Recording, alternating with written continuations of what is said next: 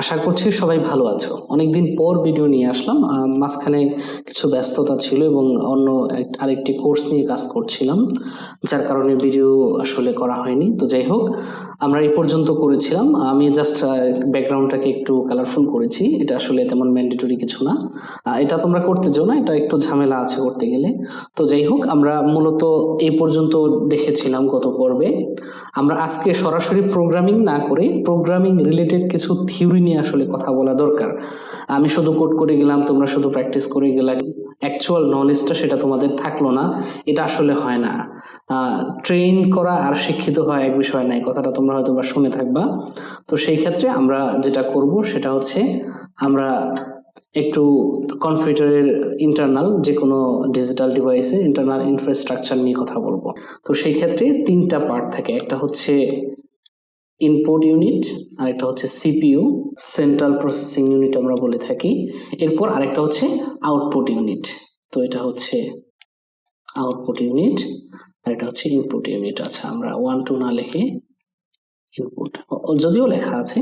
তো ইনপুট ইউনিটের ক্ষেত্রে বা ইনপুট ডিভাইসের ক্ষেত্রে আমরা জানি যে এখানে আমরা কিবোর্ড ব্যবহার করি, তারপর হচ্ছে আমরা মাউস ব্যবহার করি, এরপর হচ্ছে আমরা এই যে কথা বলছি মাইক্রোফোন ব্যবহার করি, তারপর হচ্ছে ওয়েবক্যাম ব্যবহার করে থাকি। এরকম যে সমস্ত ডিভাইসের মাধ্যমে ইনপুট নেওয়া হয় সেই ডিভাইসগুলোকে বলা হয় ইনপুট ডিভাইস। অর্থাৎ কম্পিউটারে কোনো ডাটা নেওয়ার জন্য যে সকল ডিভাইস ব্যবহার করা হয় সেটাকে বলা হয় ইনপুট ডিভাইস। আর যে সকল ডিভাইসের মাধ্যমে আউটপুট দেওয়া হয় এর মধ্যে রয়েছে মনিটর, তারপর রয়েছে স্পিকার, যে স্পিকার দিয়ে আউটপুট দেওয়া হয়, সাউন্ডটা কিন্তু স্পিকার দিয়েই বের হয়। তো যাই হোক, এরপর রয়েছে প্রজেক্টর এটসেট্রা অনেক কিছু। তো আমাদের আসলে ইনপুট আউটপুট এই ডিভাইস নিয়ে আলোচনা করার বিষয় না, আমাদের মেন আলোচনার বিষয় রয়েছে সিপিইউর ভিতরে। যেহেতু আমরা প্রোগ্রামিং করব, তো আমরা অলরেডি ইনপুট আউটপুট এই সমস্ত বিষয় নিয়ে অলরেডি জেনে থাকবো। আশা করি তোমরা এগুলো নিয়ে জেনে থাকবা। সো এগুলো আমাদের মূলত আলোচ্য বিষয় না, আমরা আলোচনা করব হচ্ছে সিপিইউ নিয়ে। সাধারণত সিপিইউ কে তোমরা এইভাবে খুব কমই দেখে থাকো, শুধুমাত্র মাঝখানে একটা বক্স দিয়ে সিপিইউ লিখে দেওয়া হয়। তো এইভাবে পৃথক করে সিপিইউ কে দেওয়া হয় না সব জায়গায়, অনেক জায়গায় হয়তো বা দেখেও থাকবা। তো যাই হোক, আমরা মূলত এই সিপিইউ নিয়ে আজকে কথা বলবো। তো কম্পিউটারে দুই ধরনের স্টোরেজ থাকে, একটা হচ্ছে প্রাইমারি স্টোরেজ, যেটাকে আমরা বলে থাকি র্যাম, আর আরেকটা হচ্ছে সেকেন্ডারি স্টোরেজ, যেটাকে আমরা বলে থাকি রম বা স্টোরেজ। তো আমরা রম বলতে পারি এখানে, আসলে এখন শুধু রম না, এটা আসলে আরো অনেক কিছু হয়ে গেছে। তো একটা হচ্ছে র্যাম আর একটা হচ্ছে রম। তো এখন একটা প্রশ্ন তোমাদের থাকা উচিত বা একটা প্রশ্ন হওয়া উচিত যে আমরা র্যাম এবং রম এই দুইটাকে আলাদা কেন করলাম। এখন সেই ক্ষেত্রে খুব সহজ একটা অ্যান্সার হচ্ছে, র্যাম যেটা এটা হচ্ছে অনেক কস্টলি, এটা অনেক দামি, আর রম যেটা এটা হচ্ছে চিপ। মনে করো যে তুমি কম্পিউটারে বা তোমার মোবাইলে একটা গেম খেলবা, তো সেই ক্ষেত্রে খুব জনপ্রিয় একটা গেম বর্তমানে আছে, সেটার নাম হচ্ছে পাবজি। তো পাবজি গেমটা মোটামুটি 4 থেকে 10 জিবির মতো, তোমার মধ্যে যদি সবকিছু ডাটা তুমি নিতে চাও সেই ক্ষেত্রে 4 থেকে 10 জিবির মতো জায়গা দখল করবে। এবার খেয়াল করো, এই 4 থেকে 10 জিবি জায়গা কিন্তু তোমার র্যামের মধ্যে সাধারণত থাকে না। তাহলে এই 4 থেকে 10 জিবি জায়গাগুলো কোথায় চলে যায়? তোমার হার্ড ড্রাইভে বা স্টোরেজের মধ্যে চলে যায়। বাট তুমি যখন গেমটা অন করো সেই ক্ষেত্রে এই 10 জিবি থেকে কিছু জিনিস তোমার কিন্তু তাৎক্ষণিক প্রয়োজন হয়। অর্থাৎ তুমি যখন কোনো অ্যাকশন প্লে করবা বা কোনো একটা বিষয় থাকে, যে অংশটা তোমার এই 4 থেকে 10 জিবি কিন্তু একত্রে লাগে না, কিছু ডাটা কিন্তু তোমার যখন গেমটা চালু হয় তখন খুবই দ্রুত অ্যাক্সেস করতে হয়। যেমন ধরো তুমি পাবজি খেলার মধ্যে শুট করবা, তো সেই ক্ষেত্রে শুট করার জন্য যে প্রোগ্রামটা চালু করা হয় সেই প্রোগ্রামটা কিন্তু তোমার একটু পরপরই দরকার পড়বে। তারপরে হচ্ছে ধরো তুমি এখানে অনেকগুলো ম্যাপ থাকে, সেই ম্যাপের মধ্যে তুমি নির্দিষ্ট একটা ম্যাপ নিয়ে খেলবা, তো সেই ক্ষেত্রে বাকি যে ম্যাপগুলো সেই ম্যাপগুলো কিন্তু এই মুহূর্তে দরকার না। তো যে অংশটুকু খুব বেশি দরকার, স্টোরেজ থেকে তোমার প্রসেসর কি করে সেটাকে র্যামের মধ্যে ট্রান্সফার করে, যাতে করে তোমার গেমটা অনেক বেশি স্মুথ হয়। এই জন্য মোবাইলের বা কম্পিউটারের র্যামের পরিমাণ যদি বেশি হয় তাহলে সেটা গেম খেলে বা অন্যান্য কাজ করে মাল্টিটাস্কিং করে সুবিধা হয়।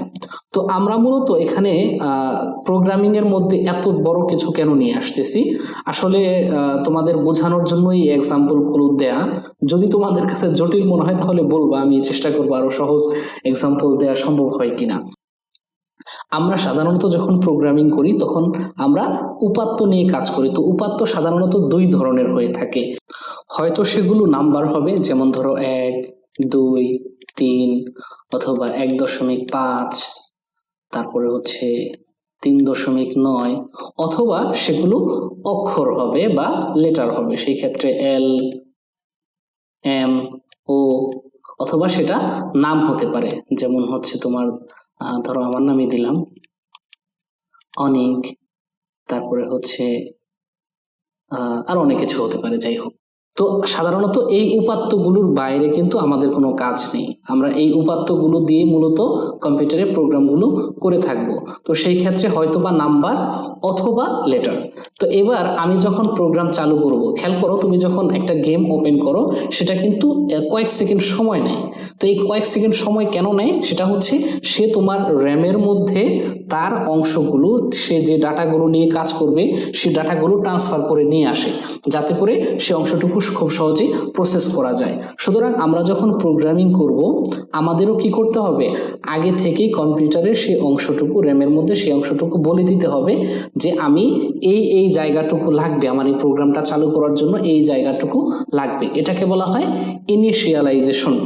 ইনিশিয়ালাইজেশনের বাংলা হচ্ছে প্রারম্ভ করা, বা যাই হোক, বাংলা দিয়ে আসলে প্রোগ্রামিং আরো জটিল হয়ে যাবে।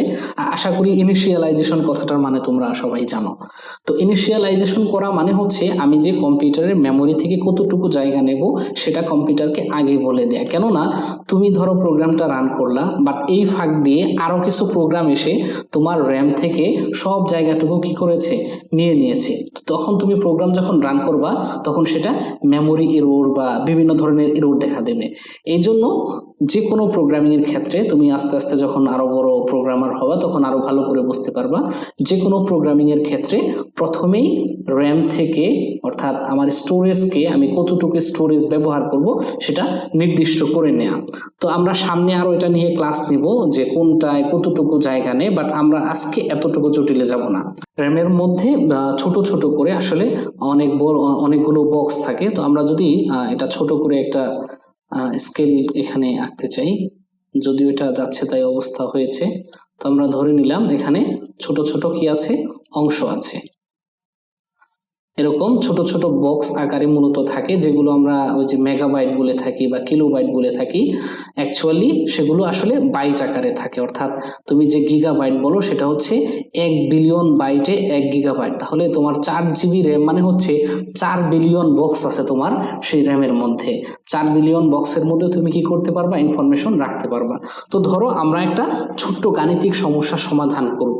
আমরা প্রথমে সাধারণভাবে স্কুলের মতো করে যদি চিন্তা করি যে 2 আর 5 যোগ করলে কি হয়, 8 হয়। তো আমরা এরকম ভাবে স্কুলে অঙ্ক পড়েছিলাম, গণিত পড়েছিলাম। তো কম্পিউটারে এসে তুমি সরাসরি 2 না বলে তুমি কি বলতে পারো যে a = 2, যেটা আমরা বীজগণিতে এসে শিখেছি।